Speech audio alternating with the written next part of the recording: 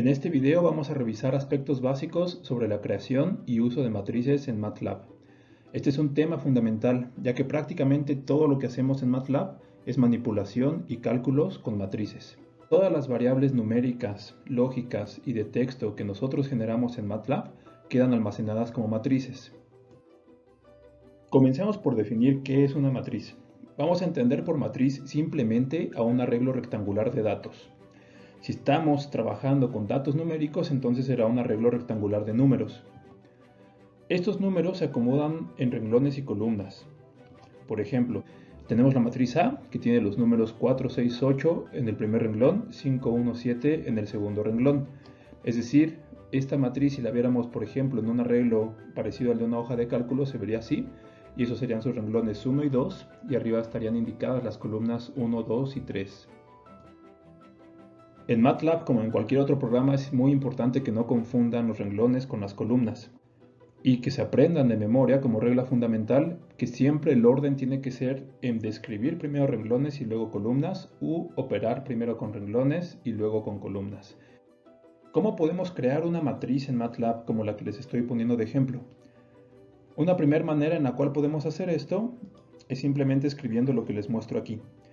Ponemos que A es igual, abrimos un corchete y escribimos 4,6,8 punto y coma 5,1,7.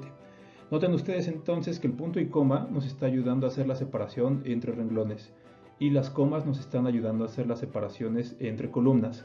Y escribimos primero el primer renglón y hasta que agotamos los elementos del primer renglón empezamos a escribir los elementos del segundo renglón. Es importante que aprendan que de hecho las comas son optativas en este tipo de notación. En vez de comas pueden usar simplemente espacios. Si usan un espacio, MATLAB considera que eso es un salto de columna. Pero sí es indispensable que indiquen siempre el salto del renglón con punto y coma. Acá simplemente les muestro que en las matrices numéricas, como la que estaríamos creando en B, se pueden combinar números positivos, negativos y decimales. Aquí les muestro entonces un ejemplo de cómo escribimos esto en MATLAB. Ponemos A igual, abrimos el símbolo de corchetes. Es muy importante este símbolo, es el símbolo con el cual nosotros declaramos que vamos a escribir una matriz. Y aquí ponemos 4,6,8, punto y coma, 5,1,7. Cerramos el símbolo de corchetes, damos Enter y entonces MATLAB nos muestra esta matriz. Voy a escribir esa misma matriz, solo que ahora en A minúscula, y no voy a escribir las comas. Abro corchete, pongo 4 espacio, 6 espacio 8, punto y coma para indicar que hay un salto de renglón, 5 espacio 1 espacio 7, cierro el corchete y me muestra entonces la misma matriz. Veamos un par de descriptores de matrices que van a ser muy útiles, tanto para hacer cálculos como para escribir programas dentro de MATLAB. El primero es el tamaño. Por ejemplo, en esta matriz su tamaño es de 2 por 3. Fíjense que estamos usando primero el descriptor de los renglones, estamos diciendo que tiene 2 renglones y luego estamos describiendo las columnas. Estamos diciendo que tiene 3 columnas. También podemos hablar de la longitud de la matriz. La longitud va a ser dada por el máximo valor que encuentre, ya sea en la dimensión de renglones o en la de columnas. Si esta matriz tuviera más renglones que columnas, la longitud correspondería con el número máximo de renglones. Estos valores los podemos obtener si nosotros usamos las funciones de size y de length en MATLAB, como les mostraré ahora. Nos ponemos en Command Window, escribimos size, luego abrimos un paréntesis y adentro de ese paréntesis vamos a colocar el nombre de la variable o matriz de la cual queremos saber su tamaño. En este caso voy a poner A mayúscula. Cierro el paréntesis y doy Enter y entonces me devuelve esos dos valores que son los que corresponden con las filas y las columnas de la matriz A. De la misma manera yo puedo usar length. Escribo length, abro paréntesis, escribo la A mayúscula, cierro paréntesis y entonces me regresa el valor de 3. Estos valores que genera MATLAB yo los puedo guardar en variables o matrices. Por ejemplo, si estos valores de 2 y 3 yo los quisiera guardar en matrices que se llamen renglones y columnas respectivamente, puedo venir, abro un corchete y escribo renglones, coma, columnas, cierro el corchete y le digo que a esas variables asigne los valores que resulten de calcular size de A. Y entonces guarda el valor de 2 en renglones y el valor de 3 en columnas. Noten que yo puedo usar realmente los nombres que yo quiera para esto. Por ejemplo, en vez de renglones y columnas, pude haber escrito simplemente las letras X y Y. Ejecuto esto y guarda 2 en X y 3 en Y. Como comenté previamente, todas las variables numéricas quedan almacenadas como matrices. Si tomamos el ejemplo con el cual hemos estado trabajando, esta variable que es de 2×3 queda almacenada como una matriz en MATLAB. Lo mismo pasaría si tenemos una variable con muchos números, por ejemplo esta que tiene 22×12, es decir, 22 renglones por 12 columnas. Lo mismo pasa si tenemos una variable que solamente contiene un solo dígito o un solo número. Por ejemplo, si tenemos una variable que tiene el valor de 8, esta sigue tratándose como una matriz y es una matriz de tamaño 1×1, es decir, tiene un renglón y tiene solamente una columna. Cuando tenemos una matriz que tiene un solo renglón y varias columnas, a esta le podemos denominar vector renglón, o en inglés se le llama row vector.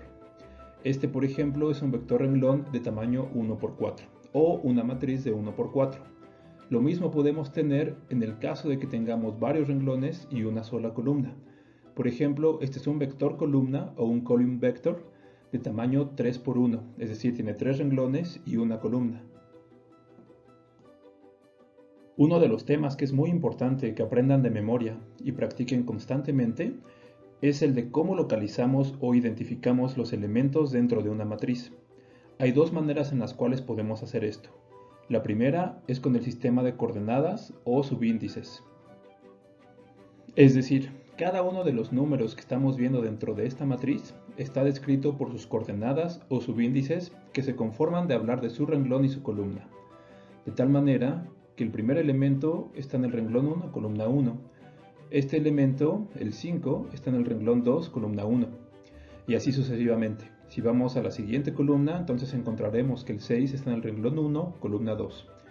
El 1 está en el renglón 2, columna 2.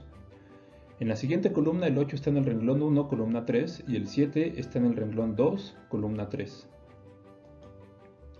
Aquí les pongo esos ejemplos, algunos de las coordenadas con sus respectivos números y la forma en la cual podemos pedir este tipo de números a partir de describir sus coordenadas en MATLAB.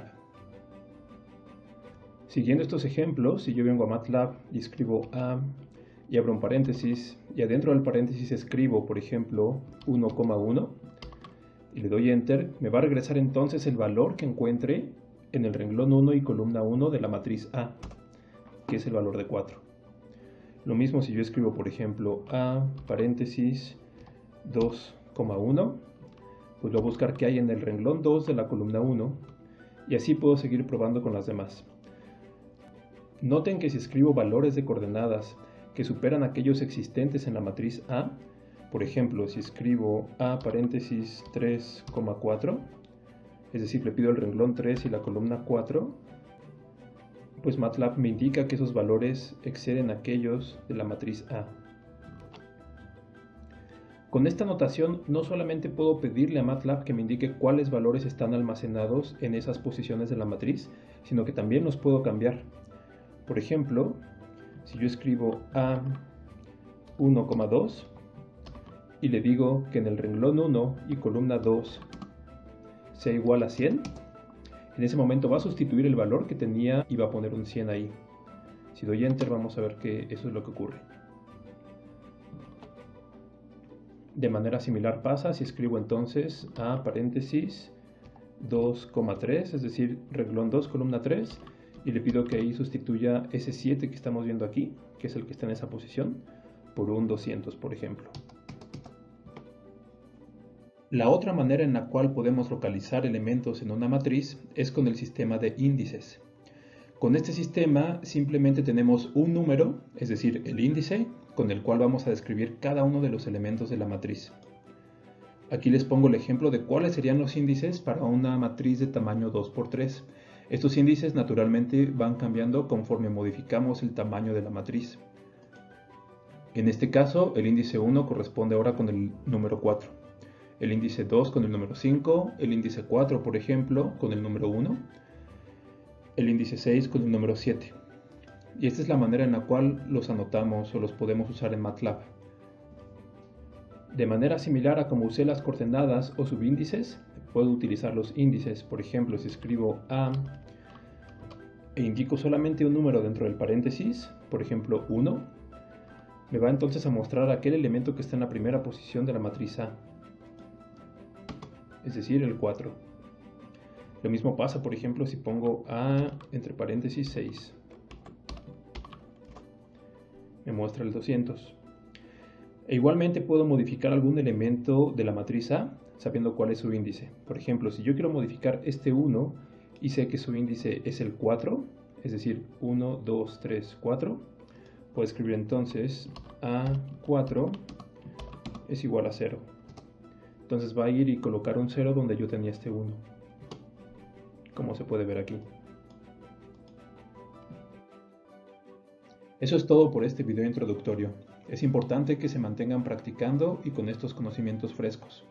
En los siguientes videos seguiremos revisando más aspectos de la creación y manipulación de matrices.